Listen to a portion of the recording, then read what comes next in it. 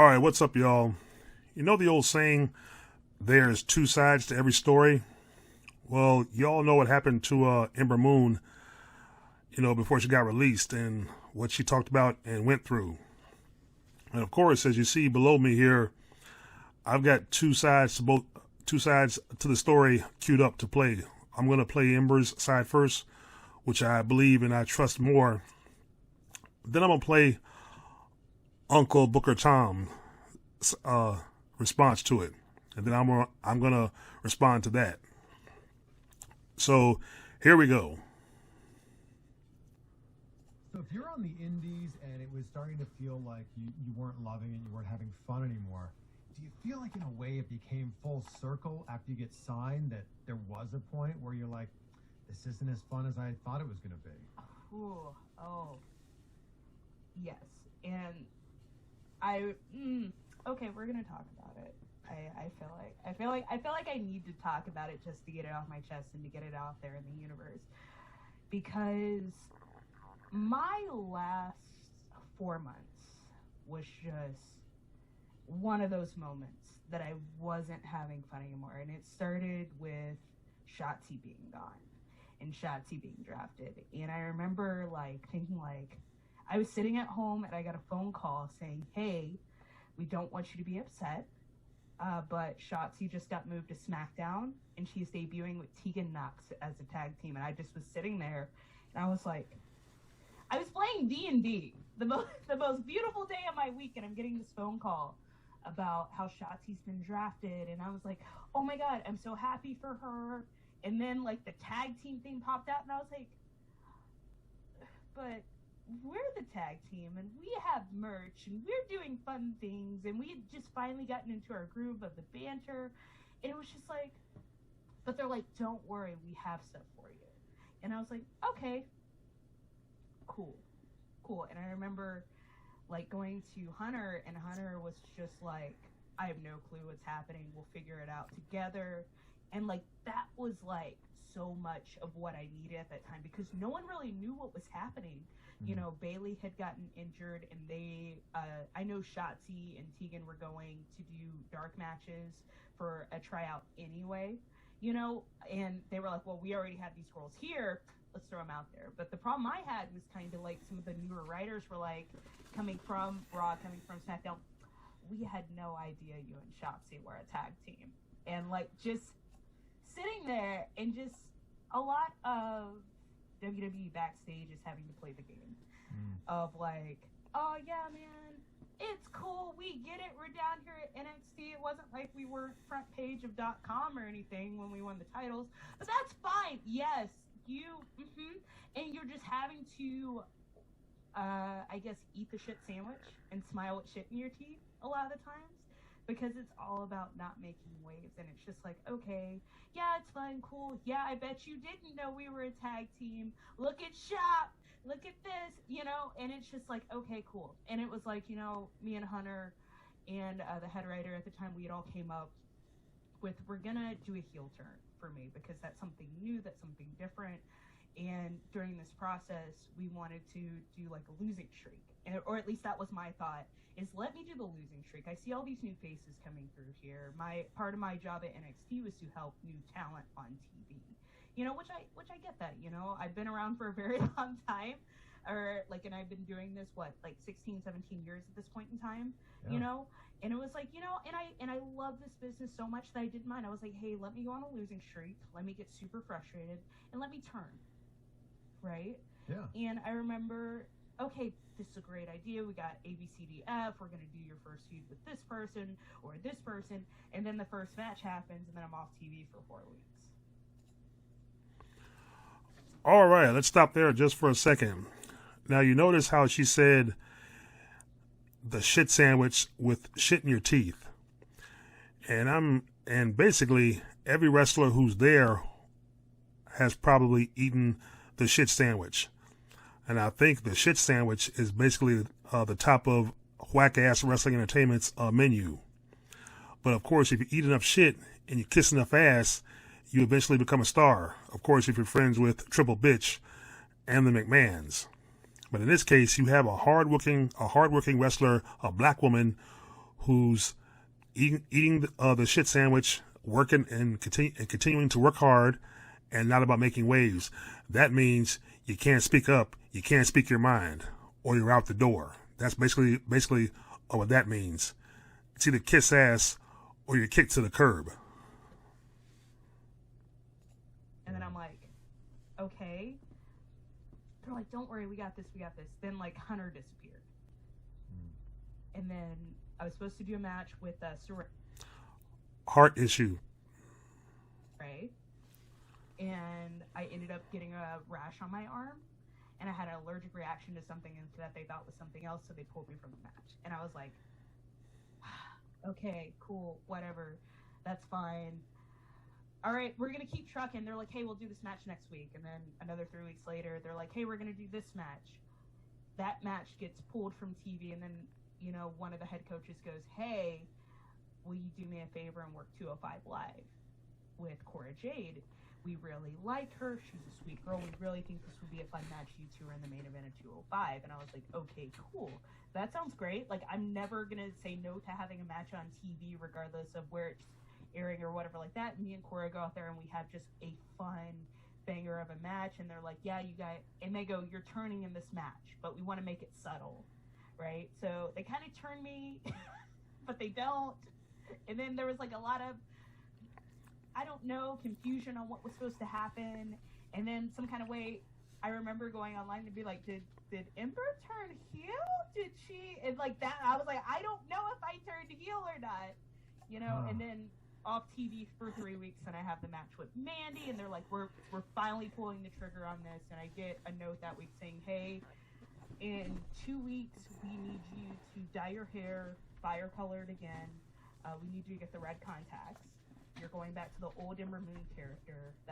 This is per Vince. And we want you're going to turn heel, but you're going to turn heel as your old character. We're trying to get the old music and all that stuff together. And I was like, all right, great. This is great. So I go home, get my bottle of whiskey. I'm dyeing this hair because I have to hand dye that myself. It takes an astronomical amount of time. You do it all yourself? Yes, I dye my hair extensions. That fire-colored ombre takes a minimum of 8 hours.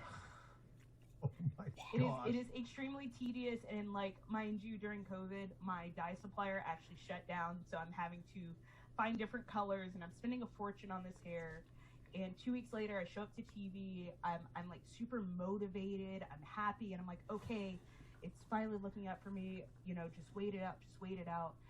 And I remember Ryan Katz and I went and filmed like a kind of demo of kind of the vibe that I wanted. And I was like, and he's like, this could be awesome, da-da-da. Come back. I get the video ready. I'm ready to show everyone after TVs. And they go, hey, we got some bad news. And I was like, I'm sorry, what? I got this video. No, Vince is pulling you off TV indefinitely. What? And I just kind of sat there and I was just like, what did I do wrong? And he's like, you did nothing wrong. And I was like, I have done everything that you guys have asked me. I have gone over and above. Like, I can't express to you, like, when they put me and Shotz in a tag team, everyone knows, everyone backstage knew, like, I'm not a tag team person. I hate tag teams because there's just too many moving parts. And it's not that I hate tag team wrestling. It's just that it requires so much more to give versus relying just on yourself for that. You have to rely on like 3 other people in the ring to make sure everything's on point, which is fun. And I feel like me and Shotzi capitalized on it, and we were just so motivated within that tag team to build a division, and then we weren't able to. But like me showing up to that TVs and it's like 2 a.m. and I just remember sitting there and I was like, I've done everything you guys have asked me to. I've done over and beyond. I've branched out. Sorry, I'm getting emotional about it. I'm trying not to, but I understand. Like, this is the dream job, especially like when someone who's a wrestling fan, like lifelong wrestling fan. Yep. Hold on there, Mr. Chris. No, this is not the dream job. This was never the dream job. It is glamorized constantly to look like the dream job, but it's not the dream job. Not if you're a hardworking wrestler trying to be a star, but all of a sudden you get all these obstacles and everything just cut out from under you. I mean, listening to that story, she's getting constantly the fucking runaround. Okay, we're gonna do this, and they don't do shit, and all of a sudden she gets a call. Vince is pulling her off TV indefinitely. So this is not the dream job. It never was. It's only the dream job if you're a triple bitch, and the path he took, the path he took to his rise to power.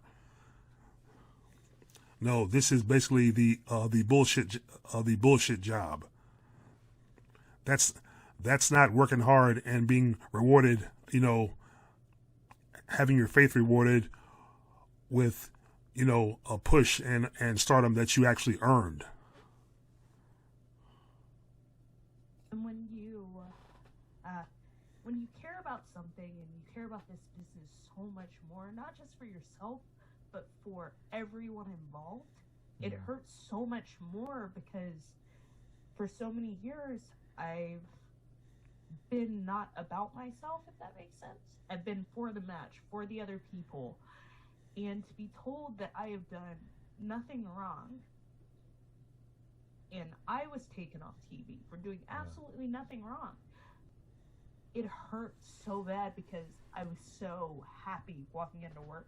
And I remember when Shotz left, I remember going to my makeup artist and going, I'm so unhappy. And we'd have to sit through stupid meetings about how we would have to dress sexy. And I remember looking at someone, I was like, no, I cater to children. I am not about to wear fishnet booty butt cheek shorts because we had a 2-hour meeting about how to dress like Mandy Rose. That's not fair.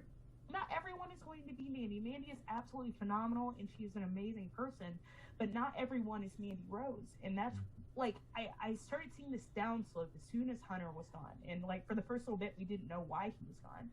We just knew he wasn't there, And so it became this, like, I got so angry. And I remember sitting there and I was like, I did nothing wrong. I didn't piss off Vince. I said, you take Shotz away from me. Now Hunter's gone, and I said, like, you guys promised me this wouldn't happen. You guys promised I wouldn't be lost in the shuffle. And I said, I went on this losing streak to help you guys out, to help build other talent so I could get a reward. And they were like, well, not everything's lost, Ember. We still want you to come and help out the next generation, maybe teach a class, maybe, do some PC Lives, which is the student show in front of no fans. And I'm just like, so you're taking me off TV and you're trying to make me a coach. All right. Now, right there tells the whole story. Are you listening, Uncle Tom? Are you listening, Booker? She said she was for the match, for everybody else. She did not throw Mandy Rose under the damn bus, as you call it. She said Mandy Rose was phenomenal, an amazing person. I personally disagree with that because I don't think Mandy Rose is an amazing person. She damn sure can't wrestle. That's just me. And personally, I wouldn't trust Mandy Rose, but Ember Moon might know her better than me, or at least she thinks she does. Like I said, you could be in the business and think you know somebody, but you really don't know them at all. So, because male or female, almost everybody in wrestling, especially in WWE, is basically can be Dr. Jekyll, Mr. Hyde. So, Uncle Booker Tom, what the hell are you talking about? You saying she throwing Mandy Rose under the bus? No, she didn't throw nobody under the bus. And we're gonna get to Uncle Tom's commentary in a few minutes. And I just remember like laughing, and I was like, you know what? I said, if I've done nothing wrong, I said, you can cancel all my flights. I said, I'm not coming to help these people that do not care about what I do. They only care about the paycheck that hits their bank account. Uncle Booker Tom, you hear that? They only care about the paycheck that hits their bank account. And I think that's all you care about. All you've ever cared about is the paycheck that hits your bank account year after year. And speaking of the shit sandwich, Uncle Booker Tom, do you remember your debut on WWE and SmackDown? I do. I'm pretty sure you do, but I noticed you never talk about it. When you debuted and came out there with that WCW belt, and I don't mean as a gimmick belt, that was NWA's Jim Crockett's belt long before Vince bought WCW. When Booker T hit that stage on SmackDown that Friday night, and The Rock was in the stage, Dwayne Johnson being, The Rock and being who he is, the minute he turned around and said, "Who in the blue hell are you?" you were buried right on your debut. And I hope somehow you can understand that. You ate shit right on TV, and you've been eating shit ever since. But obviously, you've been the good little houseboy that Vince likes. That's why you still got a job. You wear the suits and you talk the shucky ducky quack quack jive and all that other bullshit. But behind the scenes, obviously, you the good little house nigga that Vince likes. And that's why I don't respect you. Just so you know. Because all you care about is the goddamn paycheck. They're not passionate like me. I'm not going to come up here and help these people that don't care about what we do when there's no benefit for me. Yeah. When I've done nothing wrong, when I've given you my entire right side of my body, between my elbow surgery and my Achilles surgery, I've given you this entire side for no reward, not even a thank you. And you want me to coach, you want to take me on TV to come coach, and I remember just sitting there a moment, and I got teary-eyed just like that. He's like, "Are you okay?" I go, "No, I'm not okay." I said, "This is what you can do." I said, "I'm not coming up here to coach." I said, "I'm not coming up here to do your PC shows." I said, "I was supposed to come to NXT to repackage and then go back up to main roster. That was supposed to be within the year, but yet I'm still here. You took Shotzi away from me." I said, "I have nothing to go off of." I said, "So I'm going home." I said, "Cancel all my flights, cancel all my hotels." I said, "If you have a flight there and you have no creative for me, I'm not getting on the flight." I said, "I'm not doing this anymore because I am going to snap. And it's either going to be on you or it's going to be on a talent. So I am going to go home." And I said, "You leave me there till you have something for me." And I said, and even then, I said, "I need to approve the creative before I hop on the flight." And it's the first time I've ever pulled this card.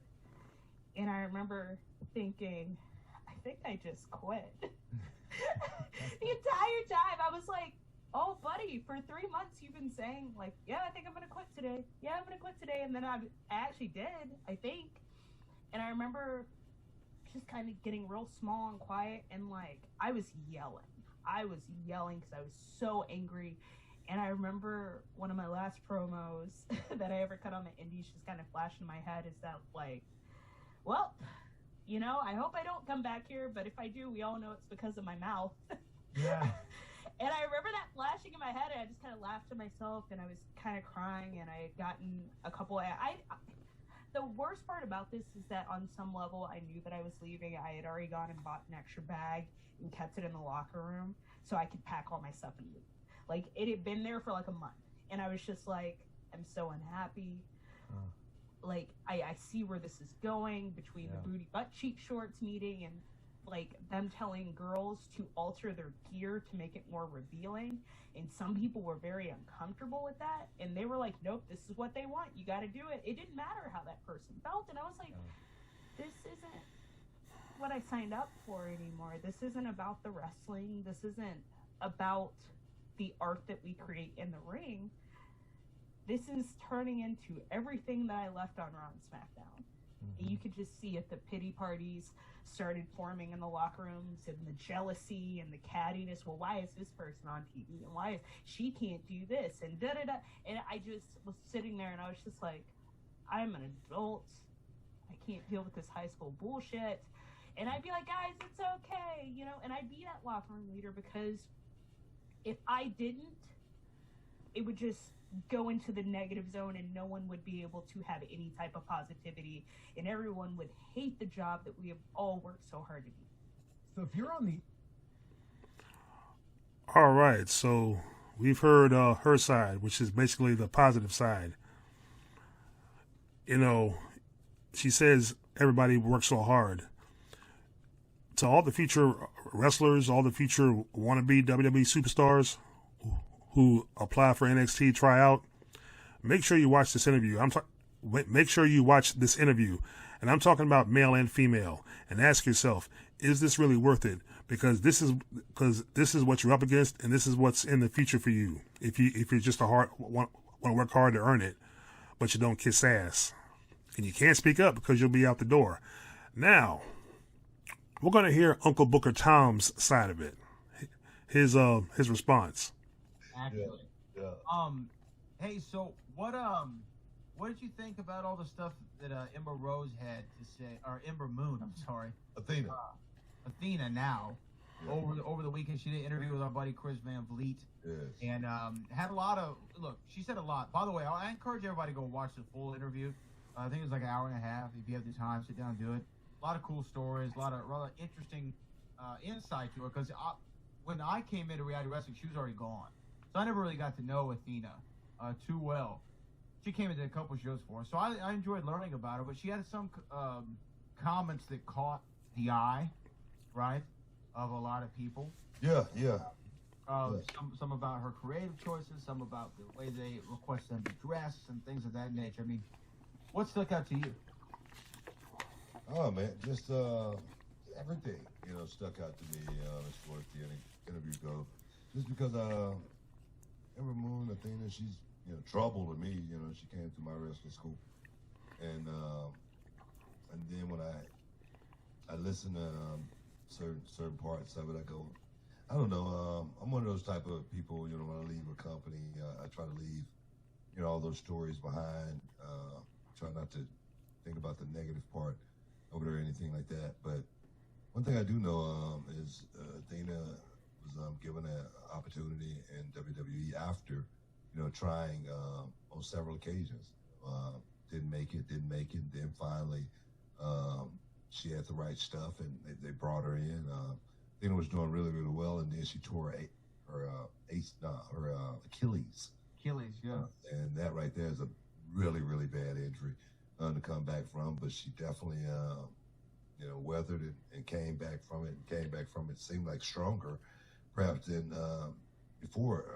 So got her back in there, and doing great things. Was in a tag team with Shotz the Blackheart, and like that thing was going somewhere, and it kind of fizzled out for some reason. Wrong. It didn't fizzle out. Shotzi was recruited to SmackDown. It didn't fizzle out. They were still popular as a tag team. They were the NXT Women's Tag Team Champions, jackass. And when you say she was trying on several occasions to get in, she had tryouts on several occasions, and they didn't hire her. But she always had the right stuff. See, Athena is not a rookie. She's a 10-year, 15-year veteran. I got a bio on her in a magazine where she wrestled for Shimmer and other women's promotions long before getting into whack-ass wrestling entertainment. See, these people, male or female, seem to be brainwashed to thinking WWE is the pinnacle, the end-all, be-all to get into wrestling because of all the money and all the marketing they have and all the platforms that they've created. And so, wrong. She always had the right stuff, even before WWE. But to get in and to work hard and to be told different things from different jackasses and also been made promises to, and then for them to totally renege on those promises, just pull the carpet out from under her, that's wrong. If anybody threw Mandy Rose under the bus, it was your corporate bosses at that meeting, Uncle Booker Tom, that threw Mandy Rose under the bus. They're the ones that said all the girls need to dress like Mandy Rose, need to dress sexier. Don't you see the ignorance in that? I try to leave the negative stuff behind. Oh, please. The negative stuff is what fans need to know. See, we like to know this because we know WWE isn't what it's glamorized to be. We know behind the scenes there's shit that goes on constantly, and you know that too. Cause look what happened to you. Look at the shit you ate on your debut on SmackDown. when everybody in that arena knew who the fuck you were, because the same fans that go to the live arenas to watch Raw or SmackDown, they watched the Monday Nitro. They knew damn well who you were.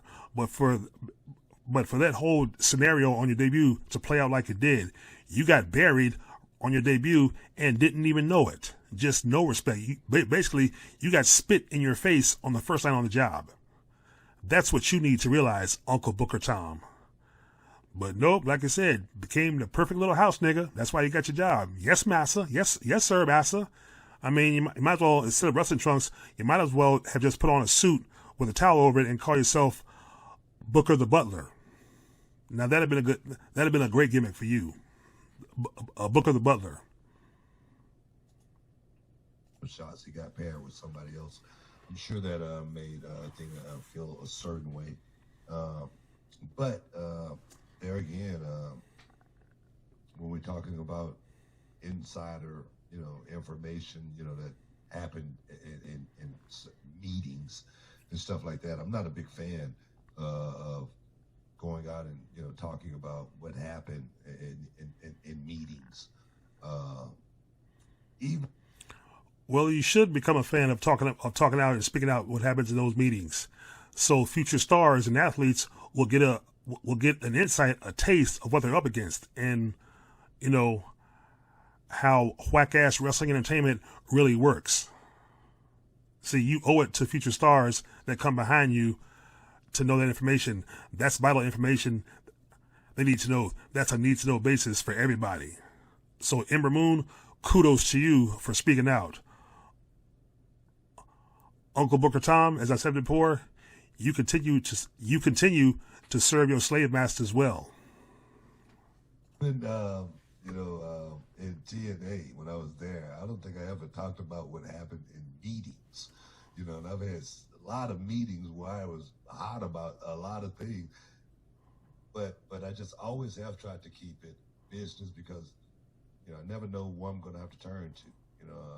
Even after leaving, TNA, I've done work with Impact Wrestling, with Reality of Wrestling, and I don't think, talking negative about those guys is going to have any open doors or, us having any kind of, working relationship or anything like that. If, one is talking about it. You never know what capacity you might be back in, so you just never know what the future brings or what the future holds. And put yourself in a bad situation where there may be a bridge that you can't cross back over. It serves you no purpose more than anything. And I just don't know, there again, why she made why she made the comments. Or just like, say, for instance, throwing Mandy Rose in there, or even putting Mandy Rose's name out there. Mandy. Once again, jackass. The people at the meeting put Mandy Rose's name out there. They told her and other females, you need to dress like Mandy Rose. They put it out there, not her. And if you listen to her interview, and obviously you did, of course, you're basically sugarcoating and bullshitting for your slave master that you work for. That's what you're doing, because you still get a paycheck from WWE. And as far as working for TNA, Dixie Carter is probably nothing but a Nashville cracker herself. So all you did was go from one slave master to another, because Dixie Carter, Jeff Jarrett, the Jarretts, all of them ain't nothing but redneck crackers. So what the fuck is your point about working relationship? You never know what the future holds. What future? There's no future for her. There's basically no future for blacks in wrestling in the long run. Only select few will get lucky because they have a look and they're marketable, and they're still being used. And we're talking about a black woman. Ember Moon is not Bobby Lashley. I know that. Two different personalities, two different characters. One is considered the main event draw. The other one is a hard-working wrestler trying to be a draw, but not given the chance to, because deep down in their slimy subconscious, they feel they feel Ember Moon could never draw or make them money. But they wouldn't know shit about that unless they actually gave her a chance to try, and they were never going to. Now I think Mandy Rose, who Ember says is a phenomenal person and an amazing person, I think she's just like Alexa Piss.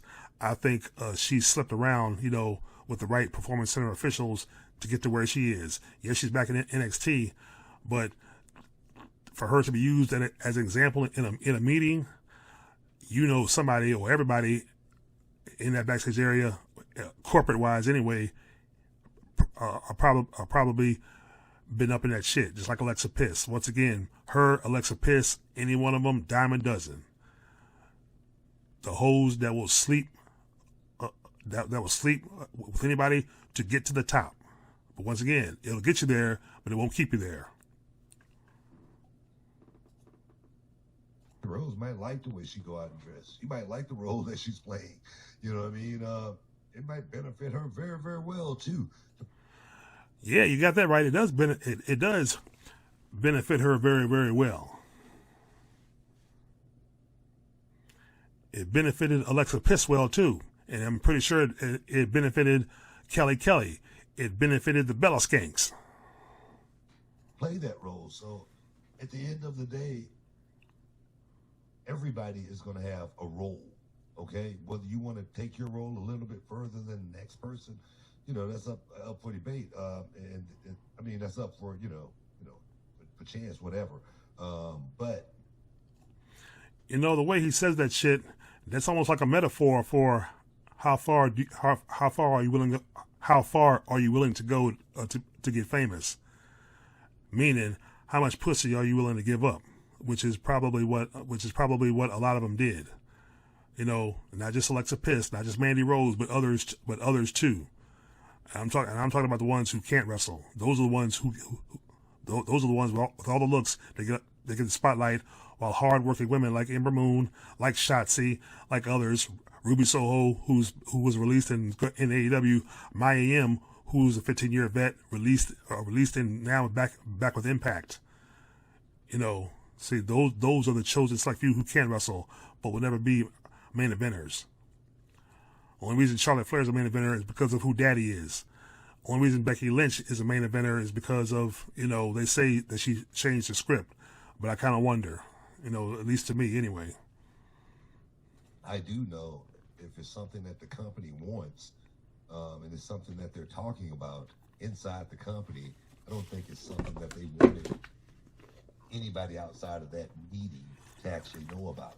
And that right there just kind of, makes me feel a certain way about it. Yeah, I mean, giving out stuff that happened in the meeting is definitely one thing. And, maybe I wouldn't have done that if I were in her position. Look, she's a grown woman. She can make the choice she wants to make. She can make whatever she wants to say on the Chris Van Vliet show or her show or this show or whatever show. She's been in the Hall of Fame before. I'm a big Ember Moon / Athena fan, right? But why don't we talk about really... To sum it up, there are two sides to every story. There's his side, her side, vice versa, and then there's the truth. The truth is, Whack-Ass Wrestling Entertainment is a scumbag company that when it comes to women wrestlers, they rather showcase eye candy and fashion models than actual female wrestling talent.